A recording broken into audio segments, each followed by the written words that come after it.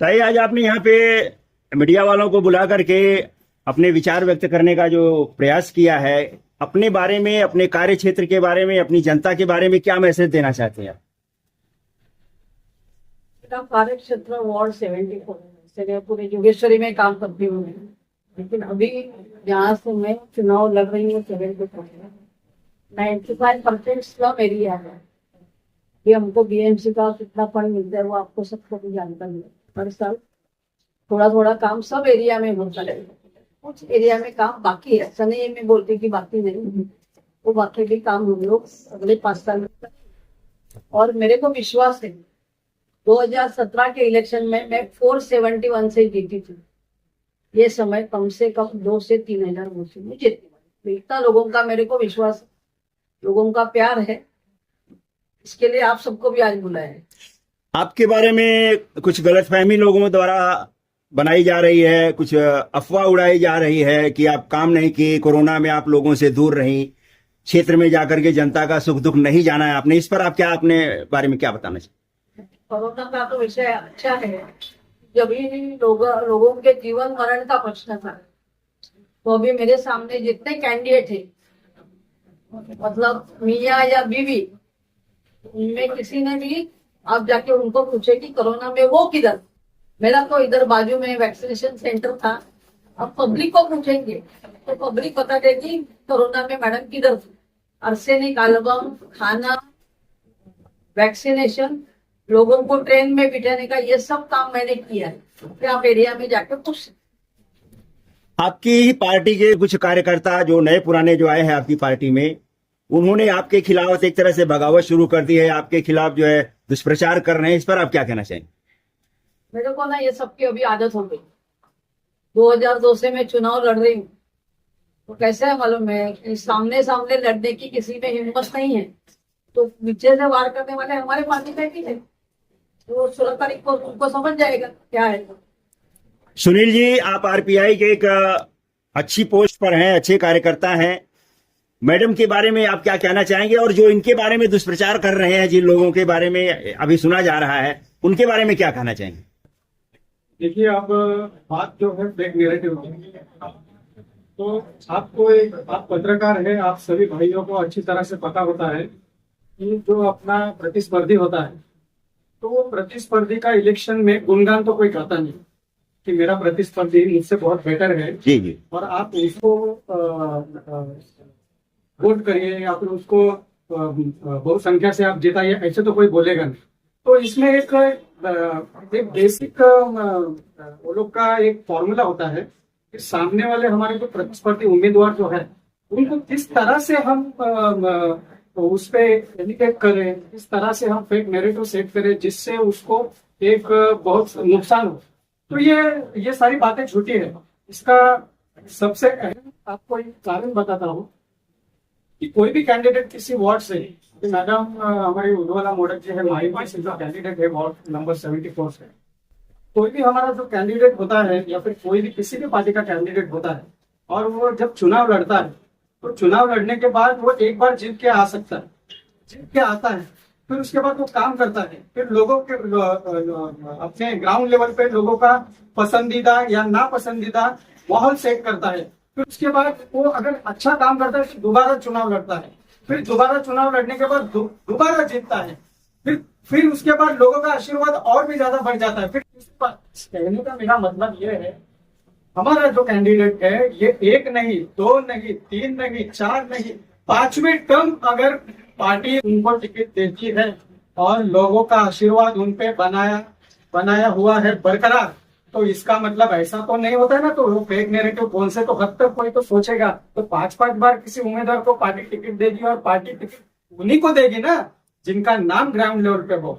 तो मैं ये सभी बातों को एक लाइन में संक्षिप्त उत्तर देना चाहता हूँ।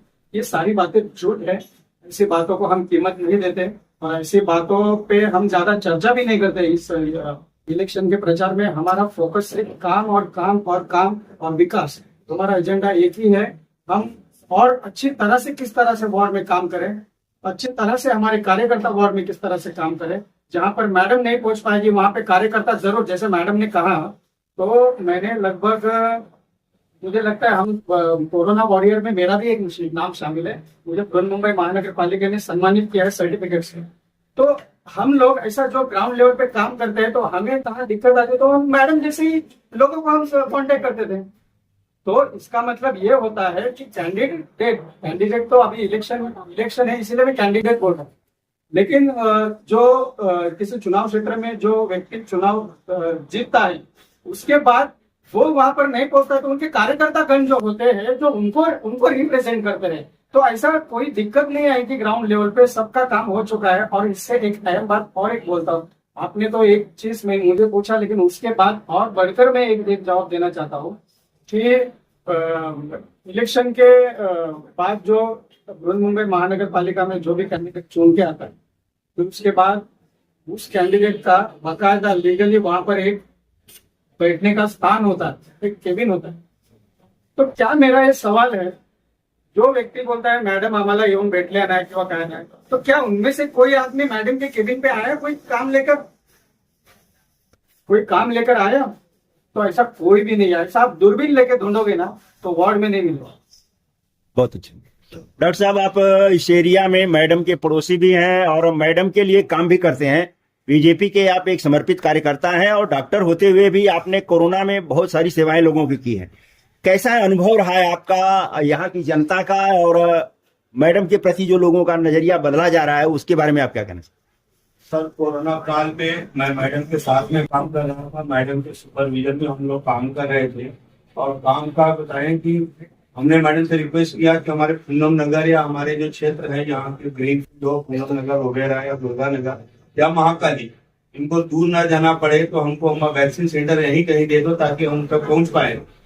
और हमको जगह नहीं मिल रही थी तो हमने प्राइवेट जो है 2 गाला लेके जो है जिसका पैसा जो है जो भाड़ा लाखों में आता था वो हम लोग भरते थे और हम लोगों ने वैक्सीन सेंटर पूनम नगर में खड़ा किया ताकि यहाँ की जनता को हम एक वैक्सीन उनके डोर स्टेप पे दे सके।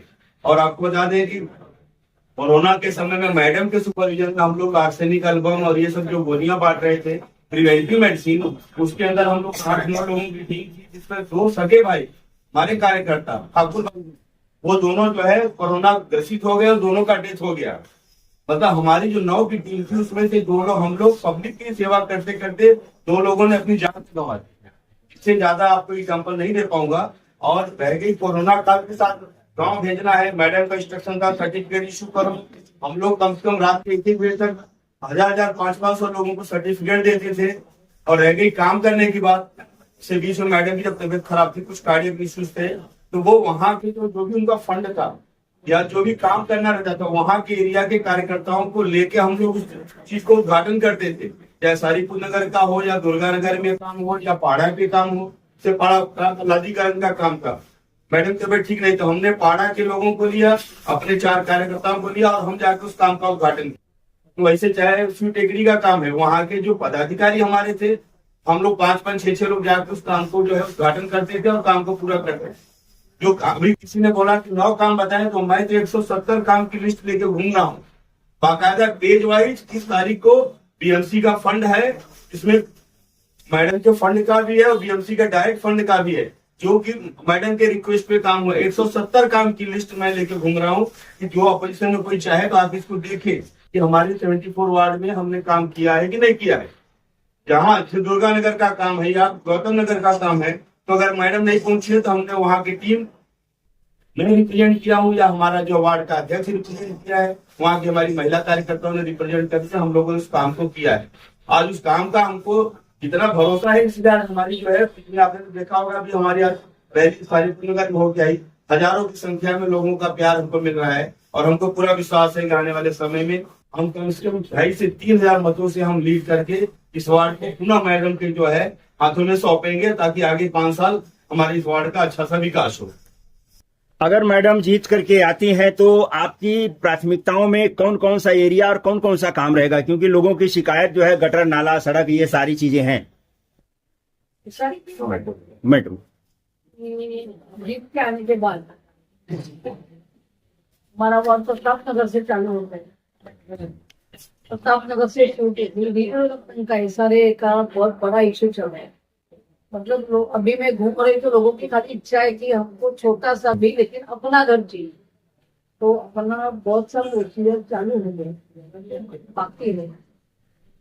दुर्गा नगर में इंग्लिश होने उसका भी इश्यू चालू है। कल देवेंद्र जी मीटिंग में आए, हमारी पंचायत सभा हुई तो उनको वो इधर मिल गया। ऐसे मेजर एरिया में तो स्लम डेवलपमेंट का ही लोग बोल रहे हैं कि अभी हमको नाली कोबा गटर मत बनाओ, हमको अच्छा घर दे। ओके। तो हमारी ये इच्छा है कम से कम 2 साल के अंदर काम पूरा होने के लिए उनके लिए 6-7 साल लगेगा, लेकिन 2 साल के अंदर हम लोग 50% से ज्यादा एरिया में इस सारे डेवलपमेंट का काम चालू। जैसा कि कल मुख्यमंत्री जी, हाँ, इधर हिटलिस्ट करके बिल्डिंग है, फिर उनके इधर एक रोड का इशू है। वो लोग जाते हैं, मेरे पास जाने के लिए रास्ता नहीं है, छोटा चौके है, वो वन वे है, बहुत जाम है। पूनम नगर में सीवर लाइन नहीं, मतलब करोड़ों रुपए टैक्स भरते हैं लेकिन सीवर लाइन नहीं था, उसका काम भी चालू है। अगले 1 साल के अंदर पूनम नगर की हर सोसाइटी हम लोग सीवर लाइन से जोड़ेंगे। कल जैसा कि मुख्यमंत्री जी आए थे, ये रैली काफी सफल रही, तो ऐसे में आप कितने नगर सेवक बीजेपी, शिवसेना, शिंदे गुट और आरपीआई की तरफ से कितने नगर सेवक ला करके दे सकते हैं? मुंबई में महायुति का महापौर होगा, हिंदू होगा और मराठी। धन्यवाद मैम, धन्यवाद, थैंक यू।